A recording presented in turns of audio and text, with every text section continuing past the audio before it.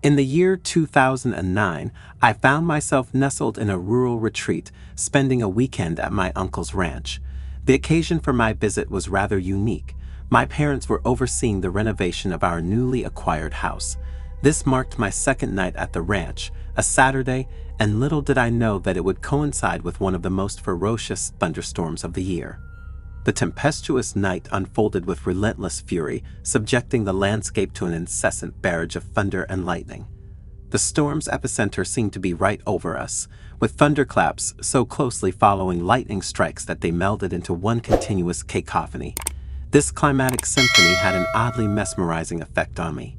I had always found comfort in the rhythmic roar of a storm while lying in my bed, so I decided to stay up a bit later than usual, enjoying the electrifying ambience it created. As the credits rolled on the movie I had been watching, I powered down the television and attempted to drift off into slumber. However, the persistent rumbling of thunder and the sporadic flashes of lightning kept me in a state of heightened alertness. It was during one such flash that I first heard it, a metallic thud that seemed to resonate from the outside.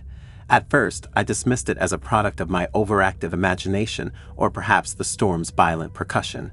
Approximately 20 seconds later, though, I was jolted from my attempts at sleep by the same unmistakable metallic sound, synchronized with another lightning bolt. This time it was impossible to ignore. My mind raced with a multitude of conjectures about the source of this enigmatic noise, but one thing was certain: I couldn't shake the feeling that something was amiss. In any other circumstance, I might have sought refuge in the presence of my uncle. However, my uncle, an eccentric and somewhat disconcerting figure, was someone with whom I had never shared a close bond. This inherent distance between us left me feeling reticent about disturbing him, especially in the dead of night. So I grappled with the unease that had begun to coil in the pit of my stomach. As the storm raged on, so did the eerie metallic thudding. It persisted, growing louder and closer with each occurrence. Eventually, my curiosity and growing trepidation overcame my hesitation. I resolved to investigate, even if it meant infringing upon my uncle's sanctuary. Carefully, I unhooked the window's lock and slid it up. The wind from the storm barged into the room, assaulting me with stinging raindrops. I extended my head cautiously through the open window, peering into the obsidian abyss outside. The deluge distorted my vision, making it challenging to discern anything in the pitch-black expanse. Then, a fortuitous flash of lightning momentarily illuminated the property. In that ephemeral burst of illumination, I saw it, a shadowy figure, cloaked entirely in black, crouched near the outside basement door. His hand was raised, poised to strike. The metal lock of the door seemed to be the target of his assault. Before the curtain of darkness descended once more, I pieced together the source of the mysterious metallic thuds.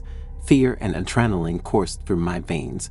I withdrew my head from the window, heart pounding with a newfound urgency. Without delay, I locked the window again, ensuring it was secure against the storm's gales. Panic surged within me as I contemplated the implications of what I had witnessed. I retreated to my bed, feigning sleep, my body tense with anxiety. I faced away from the window, attempting to convince myself that my imagination had played tricks on me. Lightning continued to streak across the sky, but there were no more accompanying metallic thuds. I waited anxiously, hoping the threat would dissipate. After approximately 3 more lightning strikes, each devoid of the ominous sound, I finally believed it was safe enough to rouse my uncle. With trepidation, I turned to face the window, only to be met with a chilling sight. A figure, unmistakably human, stood outside, peering in at me. Panic surged once more, and I let out a blood-curdling scream. Without a moment's hesitation, I sprinted to my uncle's room. He emerged from his slumber, his reaction swift and decisive. Clutching his hunting rifle and wearing nothing but his pajamas, he ventured out into the tempestuous night, shouting like a man possessed. Despite his fervent search of the entire property, the intruder remained elusive, leaving us with more questions than answers. As morning's light revealed itself, we closely examined the damage inflicted upon the basement door lock. It was astonishingly close to yielding to the intruder's relentless assault. My uncle commended me for my vigilance, acknowledging that just a few more blows would have breached our security. With a deep sense of relief, I departed from that unsettling place that very day, leaving behind the enigmatic enigma of my uncle and his secluded ranch. In the aftermath of that eerie night, there were no further reports of suspicious incidents from my uncle's property. Our contact with him remained sporadic, but I couldn't help but be grateful for the fortuitous decision to stay up late and watch that movie. In doing so, I may have inadvertently thwarted a potential robbery or something far more sinister. For my son's 12th birthday, my wife and I organized a modest celebration in our backyard. We extended invitations to our entire family, as was our tradition for our kids' birthdays, and allowed our son to invite his friends as well. Our home is situated in rural New Jersey, with our backyard abutting a forest on two sides. Thanks to our spacious property, we were able to arrange several tables on the grass, adorned with an assortment of food and refreshments. As the evening wore on, most of our guests departed, leaving only close family and a few friends. The clock had just struck 8, and the mosquitoes were out in full force. Deciding to tackle the pesky situation, I ventured to the shed at the far end of the backyard, near the woods, to fetch the tiki torches. Grabbing around 6 of them, I set them up on the grass before returning to search for some fuel. While inside the shed, I caught the faint sound of footsteps in the woods, prompting me to pause and peer outside. Unfortunately, the darkness thwarted any attempt to discern what was lurking in the woods. Having found the fuel, I rejoined the group in the well-lit part of the yard and planted the torches firmly in the ground. These 6 torches provided ample illumination while also warding off the blood-sucking mosquitoes. With about 6 children, including my son, still present, they expressed a desire to play hide and seek in the woods. My wife and I consented, reminding them to stay close to the tree line. My son and his friends ventured into the woods for their game, leaving the rest of us to enjoy some peace. We engaged in conversations with our relatives for about 15 minutes, punctuated by the sound of children's laughter and yelling echoing from the woods nearby. However, the jovial cries suddenly transformed into terrified screams, causing all of us to sit up in concern. One by one, the children emerged from the woods, frantically shouting about something ominous lurking within. In our area, bears and large predatory animals were not typical, so we did not immediately consider that possibility. I instructed the kids to stay near the patio, while my brother Dom and I, being the largest among the adults, decided to investigate. Armed with flashlights, we ventured into the pitch-black woods. The initial sounds we heard resembled those of an animal, but as we moved closer, they took on a more human-like quality. We both had an eerie sense that we were being watched. I extended my arm to halt Dom, and as we stood there in silence, the strange moaning sound became increasingly unsettling. It sounded human, yet it carried an otherworldly quality. A few rustling leaves ahead caught our attention, and as we directed our lights in that direction, we spotted a figure behind a tree. The eerie moaning ceased. Dom took a step forward and called out. What happened next was reminiscent of a horror movie. Deafening, spine-chilling, and wholly inhuman screams pierced the night air. It surely carried for miles. In a panicked reaction, Dominic sprinted back to our property, waving for everyone to retreat indoors. Once we returned, Dom contacted the sheriff's department, who suggested it might have been a wild animal. We wanted to assert that it seemed more human, but we couldn't definitively confirm. To this day, the identity of what we witnessed and heard in those woods remains a mystery. It was a presence that certainly unnerved us and the children during their innocent game of hide and seek, and that unearthly scream still haunts our memories. I don't mind if anyone judges me, but I prefer to go to the movie theater alone due to my unpredictable work schedule. Sometimes I don't work on weeknights, so one stormy Wednesday night, when few others would consider going to the cinema, I decided to do just that. I've always had a penchant for avoiding crowds. It's just the way I am. This particular incident took place in 2017. I headed to the theater to catch a rather low-profile film, likely not at the top of most people's must-watch list. As expected, I found myself alone in the theater. I chose the center seat in one of the higher rows and propped my feet up on the seat in front of me. About 20 minutes into the movie, I noticed someone a few rows down from me. They must have entered the theater quietly because it was quite dark, matching the scene on screen. This individual didn't sit like a typical moviegoer, though. I only saw the top half of their head peering over a seat, looking in a direction that definitely wasn't the screen. The theater momentarily brightened when the movie scene changed to a brighter background, revealing that this person was indeed looking in my direction. However, their appearance was unsettling, pale and lifeless, with messy and wiry hair. I couldn't even discern if it was a man or a woman. Being introverted and a bit awkward, I didn't want to initiate a confrontation. As the screen darkened again, the person lowered themselves behind the seat, disappearing from view. I couldn't concentrate on the movie anymore.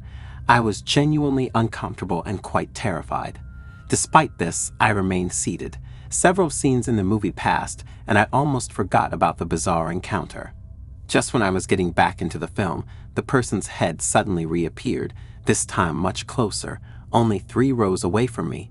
I involuntarily let out a loud exclamation and jumped in my seat. Now, I could see more details of their face, which still looked lifeless with motionless eyes wide open. However, I still couldn't tell if they were looking directly at me. In the dim light, I could discern that it was a man with long, unkempt hair. That was enough for me. I swiftly vacated my seat and bolted for the exit. To leave the building, I had to pass the row where the person was sitting. I glanced down the row, anticipating to see the rest of their body hunched behind the seats. Instead, what I witnessed was something straight out of a nightmare, a man lying on the floor, holding a severed head mounted on a stick. I didn't linger to determine whether it was a twisted prank or if the head was genuine. I sprinted through the exit door and out to the parking lot. My heart raced as I sped home. That head looked eerily realistic. Once home, I conducted some research on recent murders or missing persons in the area. To my astonishment, I stumbled upon a photo of a 17-year-old boy named Donald Watkins, who had gone missing a month earlier. Based on the picture, his face bore an uncanny resemblance to the head I had seen in the theater.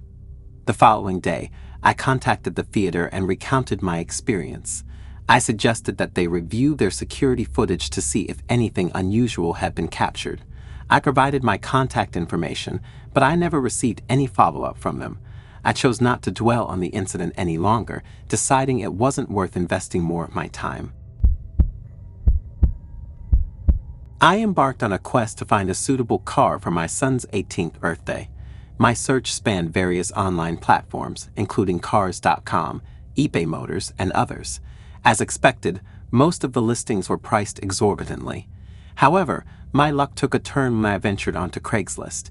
After about a week of diligent searching, I stumbled upon a 2003 Toyota Camry. It boasted a mere 67,000 miles on the odometer, a clean history with no accidents or damage, and was in good condition. Remarkably, the asking price was a mere $3,500, which struck me as an incredible deal for a dependable vehicle with such low mileage. The seller happened to live only about 10 miles from my location, making it a reasonable drive. I decided to contact him, and he identified himself as Bob. Over the phone, Bob assured me that the car was in perfect working order, which sounded promising. I brought $3,500 in cash with me, intending to negotiate the price further if possible. Upon my arrival at Bob's property, which was located down a dirt road, I arrived about 15 minutes ahead of schedule. The house was small, but it had a decent-sized plot of land, somewhat isolated from the nearest neighbors. The garage door was open, so I glanced inside. However, apart from an unusual abundance of car parts, the space was empty. Surprisingly, the Toyota Camry I had come to inspect was nowhere in sight. The sole vehicle on the property was an aged pickup truck. Approaching the front door to confirm the address, I noticed that the doorbell button was missing. I knocked on the front door intermittently for exactly 5 minutes before deciding to give Bob a call. To my bewilderment, I heard his phone ringing from inside the house. At this point, I was thoroughly perplexed. I was certain I had the correct address, so I couldn't fathom why Bob, if he was home, wasn't answering the door.